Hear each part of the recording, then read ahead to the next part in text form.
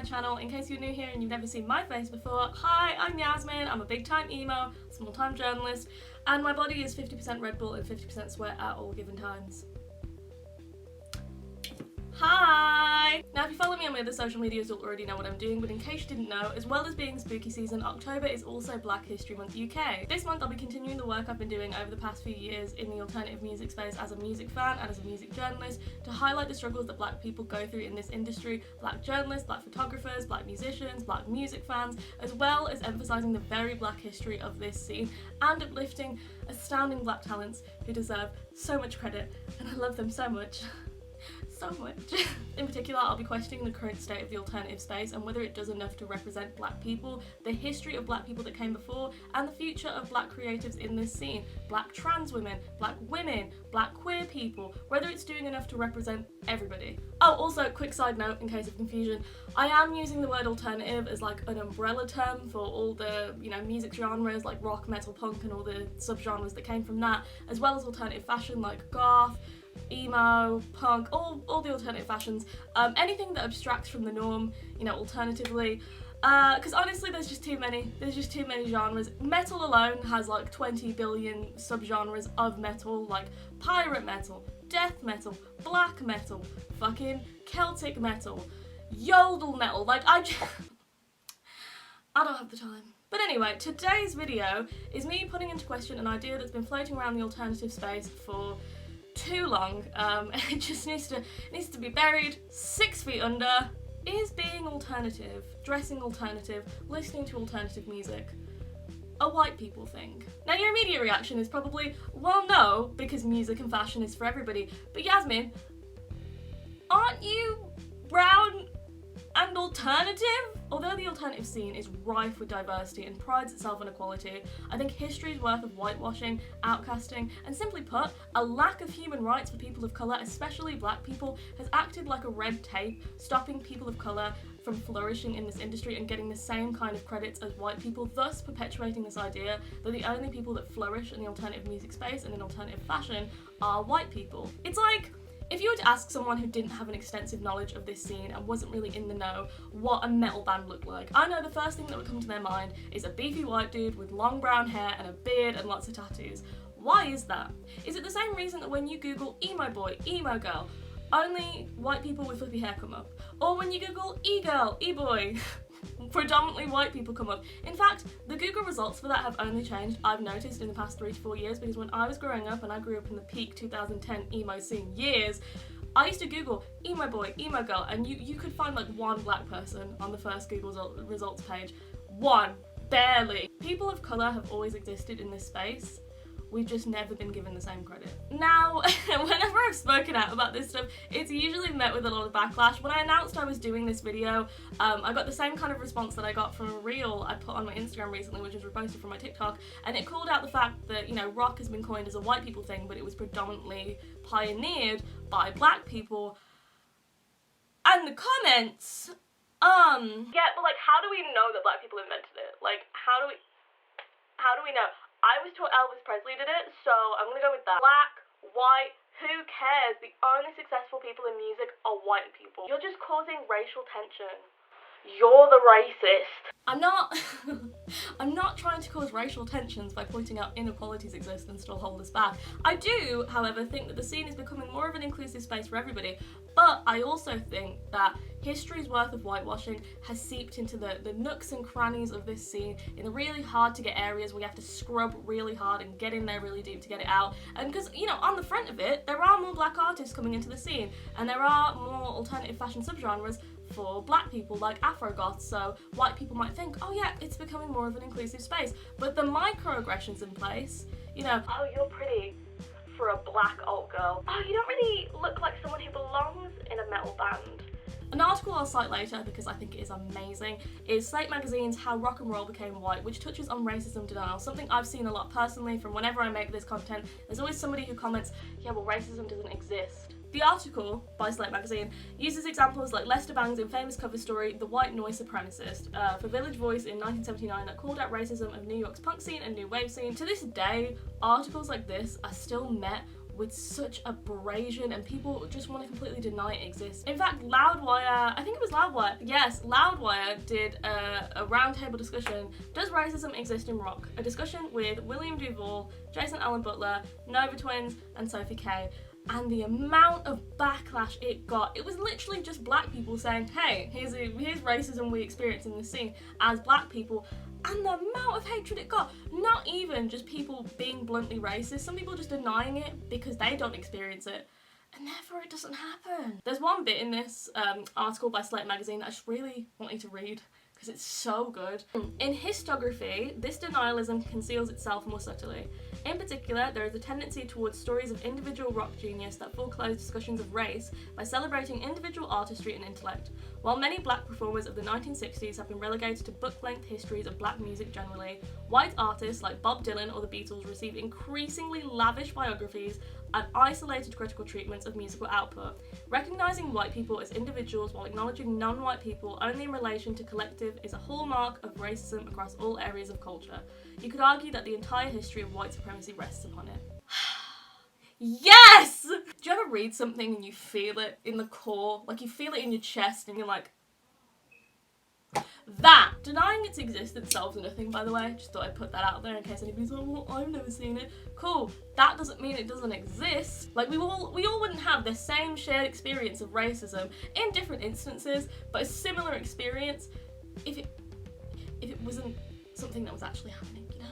The actual term white people thing comes from my own POC family. I know a lot of alternative people of colour, especially black people watching this, will have had family members and friends tell them, why are you listening to that white people shit? I've been called a coconut, I've been called whitewashed, I've been called the white friend of all my brown friends. I know it comes from a protective place of us just wanting to be protective of our culture and be proud of it. I know my dad is only like that because he just wants me to be proud of my Indian heritage, especially because we are in a Western society where it can be whitewashed or appropriated. But I also think seeing yourself in a music space or in anything, seeing yourself in anything, seeing someone who looks like you, is the same skin colour as you, is the same gender as you, is the same sexuality as you, it makes you think that people like you can thrive in that space. So the fact that people of colour have rarely ever seen themselves in alternative spaces, and when they have, white people have been more successful, it automatically tells people of colour, hey, even when you do come into this space, you're not going to do as well as white people and it's not going to be financially viable for you. So yeah, whether it's the black scene kid joke to, you know, all the goth and grunge pages that perpetuate one idea of what alternative looks like.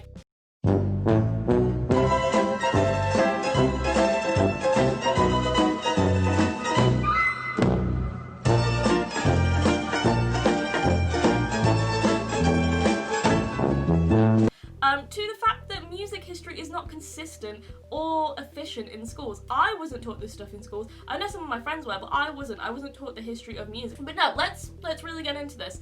Let's address some of the ways that the alternative space, both music, fashion, and politics, perpetuate the notion that it is for white people.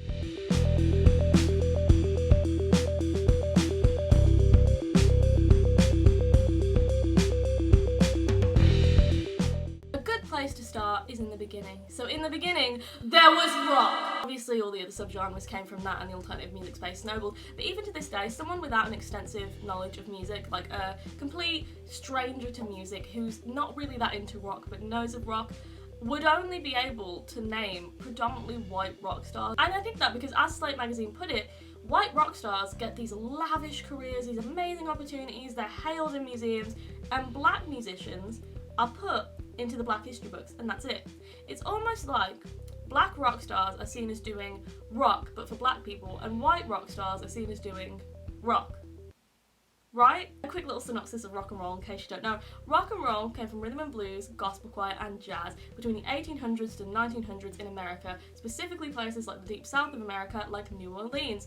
I think 40 years prior to the 1900s, which is when it started to kick off properly, the slaves were liberated in America, 1860, but even in the foundational core years of rock developing in the 20s and the 30s, the Jim Crow laws were still in effect. But yes, in the 20s and 30s is when rock and roll found its footing and started to take the small little baby steps into the world. It wouldn't be coined as rock and roll until the 50s. I think Alan Freed was the one who coined it. But in the early years of rock, it was still rhythm and blues, but it was like a unique, fun take on rhythm and blues. blues. Some notable figures I found were Sister Rosetta Tharpe, Albert Ammons, who just did their own thing with rhythm and blues in a really fun and electrifying way that helped to pave the way for rock. For example, one of my favourite musicians ever, and dubbed the grandmother of rock and roll, rightly so, Sister Rosetta Tharpe was considered rhythm and blues at the time, but I would argue she was rock and roll in the early stages, the very first stepping stones of rock and roll, because what she did with her electric guitar had the same vivacity and the same essence of rhythm and blues, but it was a lot more rough around the edges, distorted, jagged, and it had that rock and roll feeling to it. It would later inspire the likes of Chuck Berry, Elvis Presley. In fact, in a BBC4 documentary on Tharpe, Gail Ward, the author of Tharpe's autobiography, said, "In rock history, we don't think about the black women behind the white men." Later on in the years, you'd have the likes of Bo Diddley, Fats Domino, Little Richard, Jimi Hendrix, Chuck Berry, pioneering the genre, just pioneering the whole genre for everybody. One notable figure that I've read up about a lot is Ike Turner. Ike Turner released Rocket 88, noted to have a major impact on the progression of rock and roll, although it's heavily disputed whether it was actually rock and roll or blues, but Robert Palmer for Rolling Stone in 1980 noted that it had a wilder and rougher saxophone and a more fuzzed out and over-amplified guitar. In fact, Ike Turner said himself, "I don't think Rocket 88 is rock and roll, I think it's R&B, but I think it is the cause of rock and roll existing." Sam Phillips got Dewey Phillips to play Rocket 88 on his program, and this is like the first black record to be played on a white radio station, and man, all the white kids broke out to the record stores to get it. So that's when Sam Phillips got the idea, well man, if I get me a white boy to sound like a black boy, then I got me a gold mine, which is the truth. So that's when he got Elvis and he got Jerry Lee Lewis and a bunch of other guys, and so they named it rock and roll rather than R&B, and so that is the reason I think rock and roll exists. Not that Rocket 88 was the first one, but that was what caused the first one. So now we've established, you know, rock music was pioneered by black people, so some of you are probably thinking, well, why don't they get the same credit? Like I said, in the 20s to 30s, the Jim Crow laws still existed. Black people existed in these spaces, they were just never given the same credit because they were black. It's like even up to the 60s, 70s, 80s, 90s, even now, black artists don't get the same credit. My dad would have been in his 20s or his teens. He would have been in his teens in the 70s, because my dad is 61 now, he's an old man. He still remembers the diners that had the no blacks, no dogs, no Irish signs. He remembers that radio stations refused to play black artists. They did for many years, and the only radio station that started playing black artists was Alan Freed for Cleveland radio station WJW, who had like a really popular show in the 50s. It was Moondog's Rock and Roll Party, which became a huge hit. He then moved over to Win Station in New York, and then he vowed to only play the original songs and not the toned down versions done by white people. However, although he became notable for being one of the first white DJs to play black artists on a mainstream radio, he was then hounded by the FBI and the police. I think they first got him for inciting a riot because a fight broke out at his show, and then they got him on tax fraud, and then he died alone. Like, I'm going to reference this one again, but Slate magazine, that article is so informative. I'll leave it as well as all the other sources in the description. But there's one bit in that article, How Rock and Roll Became White, where it mentions, according to anthropologist Maureen Mahone, by the mid-1970s, young black musicians who wanted to play songs by Led Zeppelin and Grand Funk Railroad recalled being ridiculed by white and black peers. In 1979, thousands of white rock fans rioted at Chicago's Comiskey Park at the now legendary Disco Demolition Night, burning disco records in what many have described as an anti-black, anti-gay, anti-woman reactionary uprising. In 1985, Back to the Future featured a climactic sequence in which history is altered so Chuck Berry's sound is retroactively invented by a Van Halen-obsessed white teenager. By 2011, when a popular New York classic rock radio station held a listener poll to determine the top 1,043 songs of all time, only 22, roughly 2%, were recordings by black artists, and 16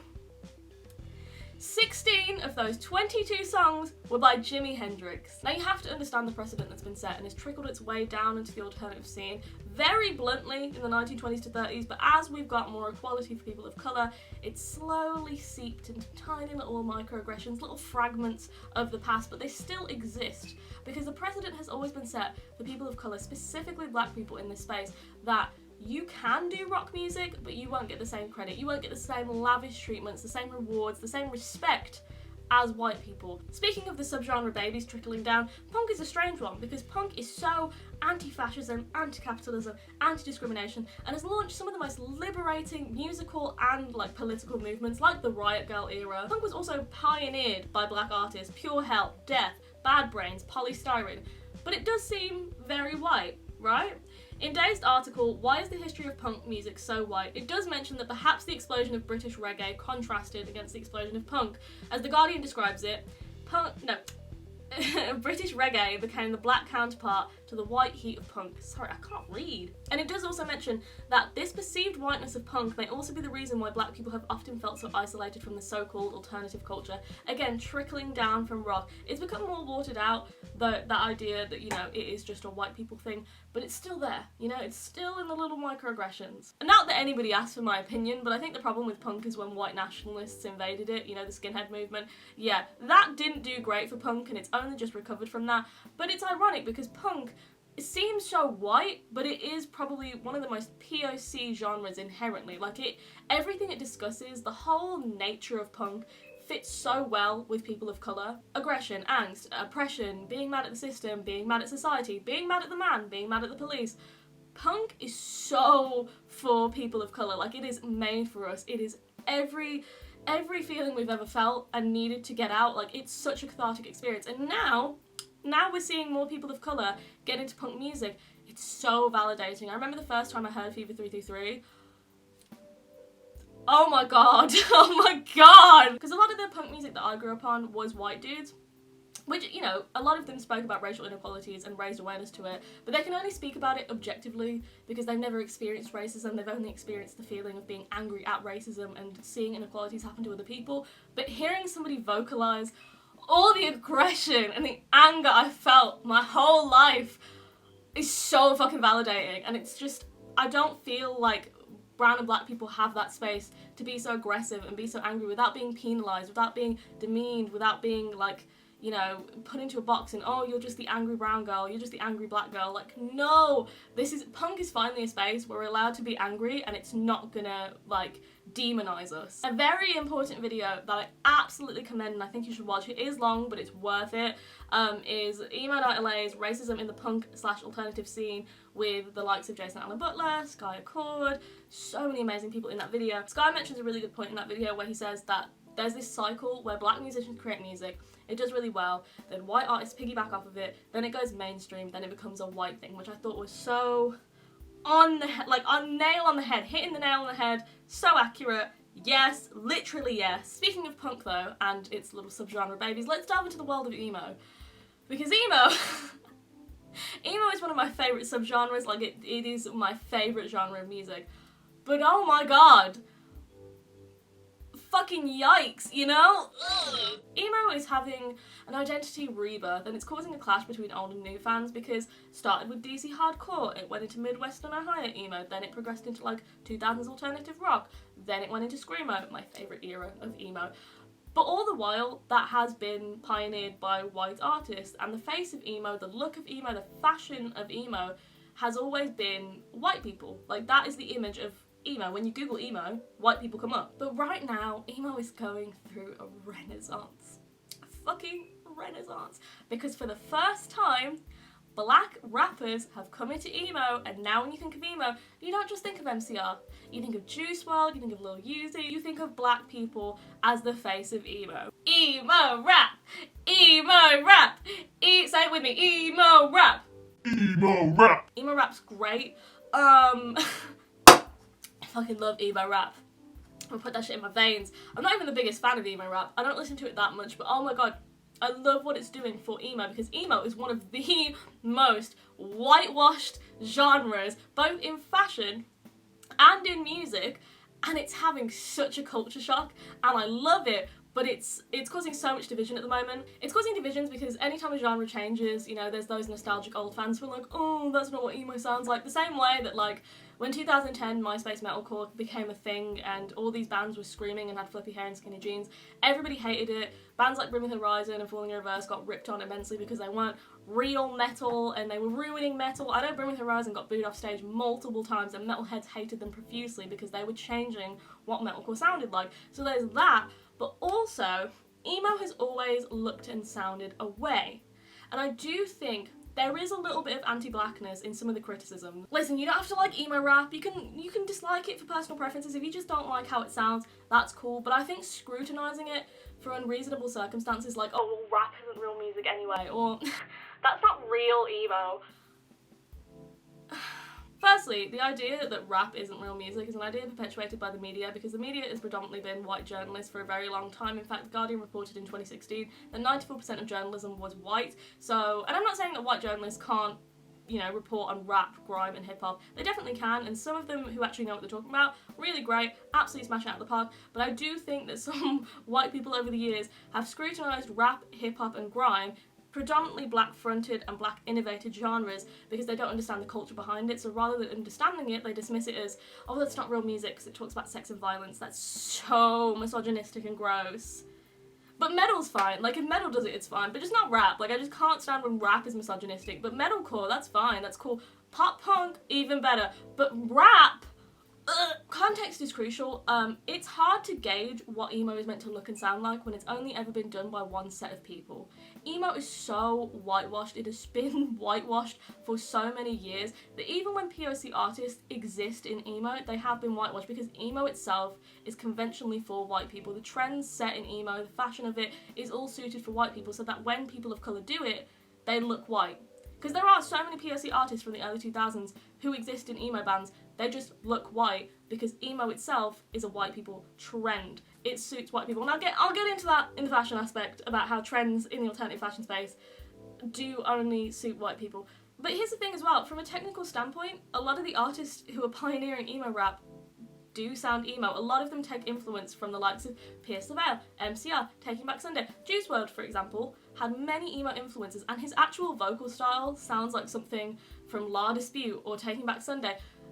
He has the essence of emo in his lyrics and his vocal style. The only difference is he's using the medium of rap to convey that. What I find crazy as well is when people are like, oh yeah, that's not emo rap. Real emo rap is Ronnie Radke and Linkin Park. No offense to those artists, amazing artists, but those artists' main inspiration for their rap, and correct me if I'm wrong, is black rappers. So why, ask yourself, why do you only want to consume rap when it's done by white people, but when black people are actually coming into a space and doing it themselves, a genre innovated by them in the first place, why is it then not real emo rap?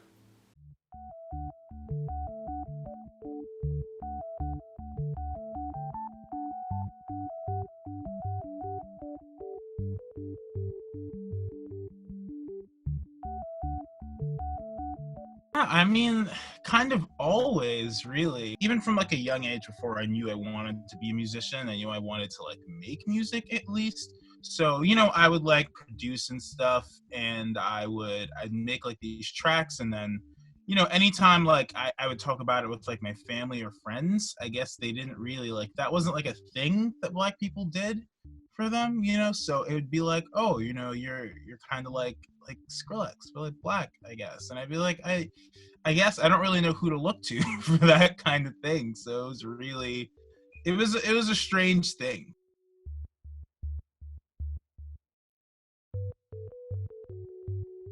Yeah, I mean, absolutely. Definitely, probably more like this year than any time. As I've gotten older and as I've sort of learned more about other other artists that are doing this, it's been this really cool thing.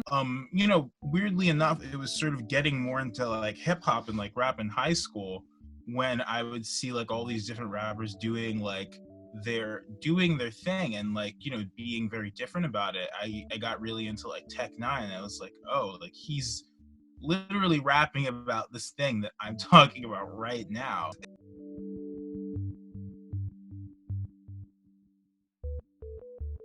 It's one of those things where it's like, I think it's mostly like a quiet thing, really, it tends to be. But then like, I've definitely gone to shows and been like, waiting like by the barricade talking about music with people, and they'd be like, oh, not, I wouldn't expect you to be at the show or something like that. I'm like, oh, what does that mean? And they're like, well, I mean, like it's like this thing where like nobody really like talks about it, and like you almost have to not think about it.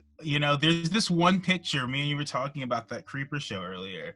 Me and my friends always find it hilarious, because it's like, how bands will like take a picture of the audience from like the stage afterward, and like you can so clearly see me there as like the only black person. Like, I look around the entire room, and it's just like such a, I think it's a funny image, but also it's like, it's really telling of like exactly what it is really. This room of 400 people probably, where I'm, at least visibly that I can see the only black person.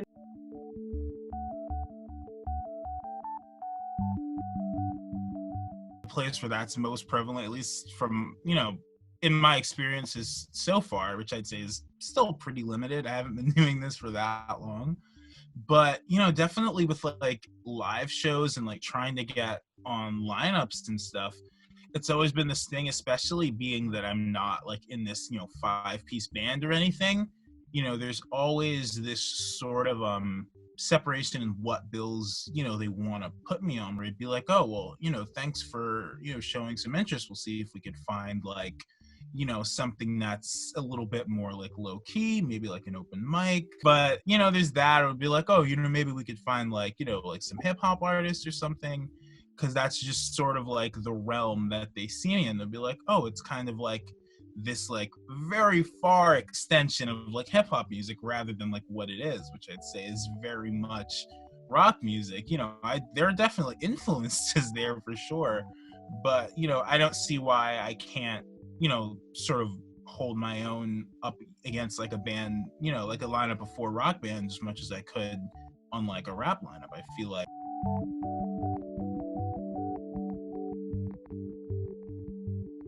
I mean, there have definitely been moments where I've been like, oh, well, maybe I do need to just like, pick up a guitar and like just push out a punk song, and maybe that will get me onto like lineups and stuff. I love music and I love listening to music, but then I would, I sort of put a lot of, care into trying to make something that's unique, I guess.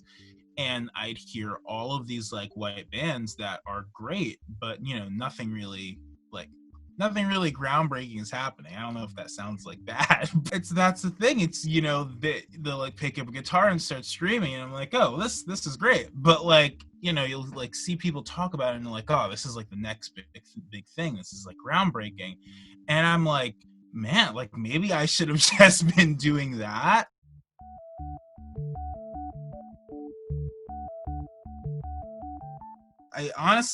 First of all, I don't see how you could like not see it at this point. I mostly don't really care what white people think about this topic, honestly.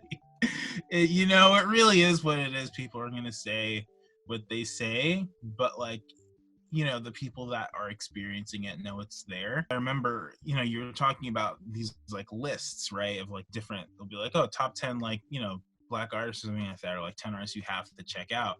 And, a lot of the responses would be from white people. It'd be like, well, why not just 10 artists you need to check out? My response is always, oh, well, they have made those lists and they're all white people. It sort of like proves that we do need to sort of, step things up and make active change. I don't think you can like stop racism and just be like, oh, I think I'll simply stop being racist now. Like,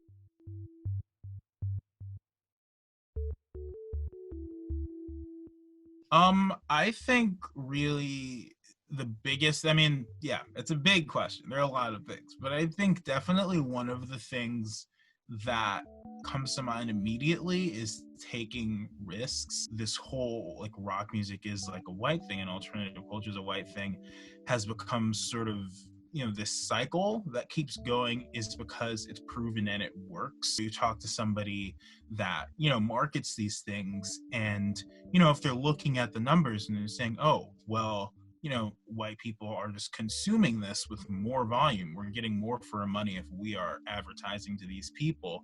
And I look at the shows and it's all white people. So they think, oh, well, I'm going to continue to push this, based on the numbers that have been previously sort of proven. The only way to change that is to sort of, ignore that for a second, take some risks on things that aren't proven.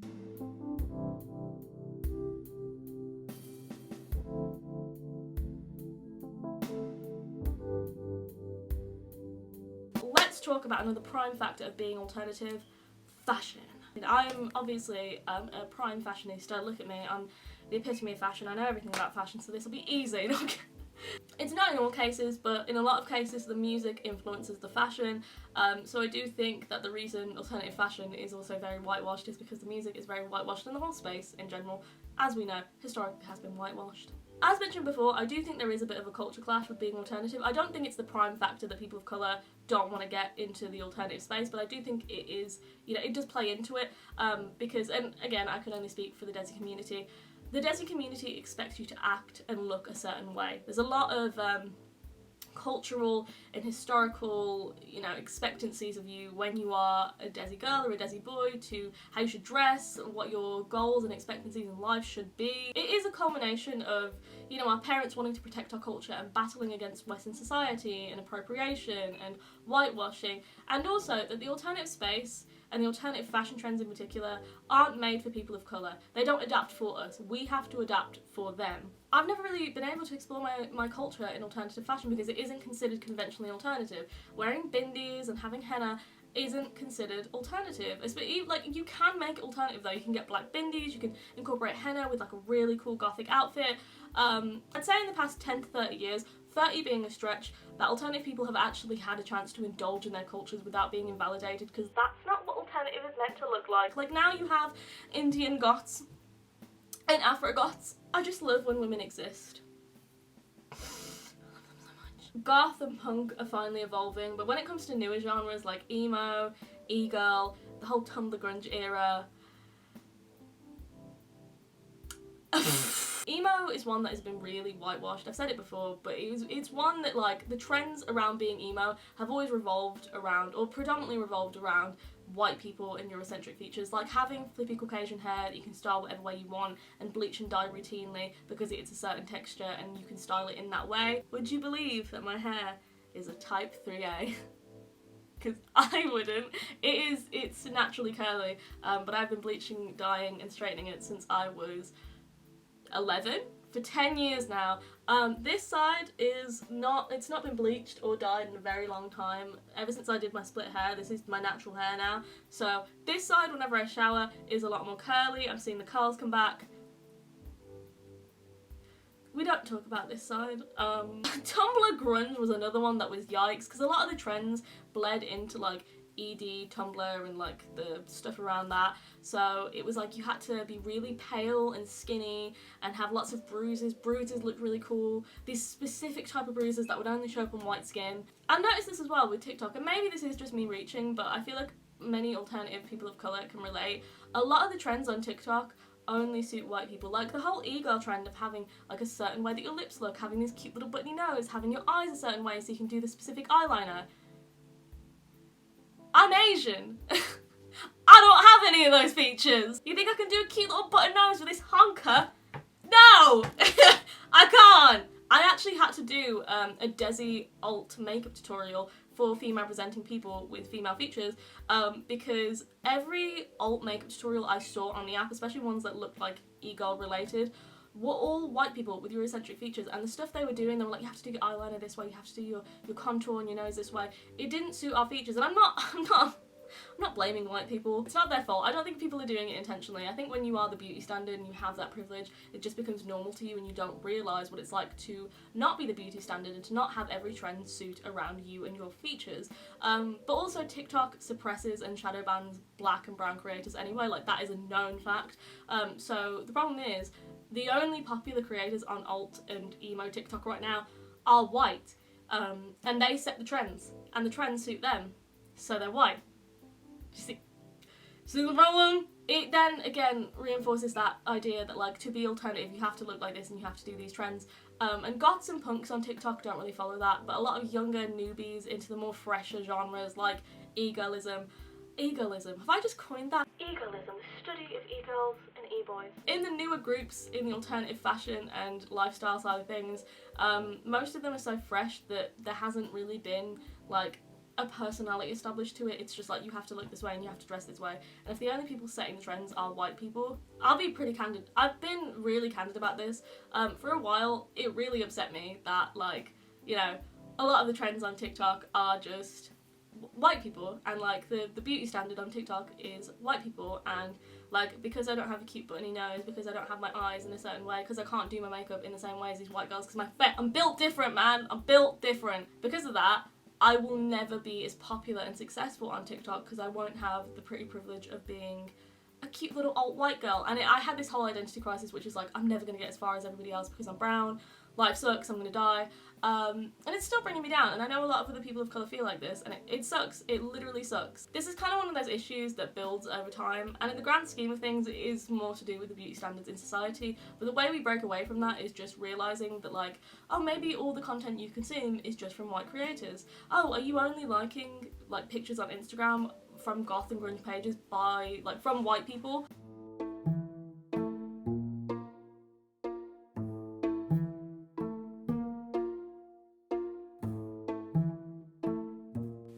Politics. Now this is where you'd think, oh, we got this one in the bag. We're punk as fuck. We don't need to worry. We're fine. We're anti-fascism, anti-racism. We can't have a single problem here.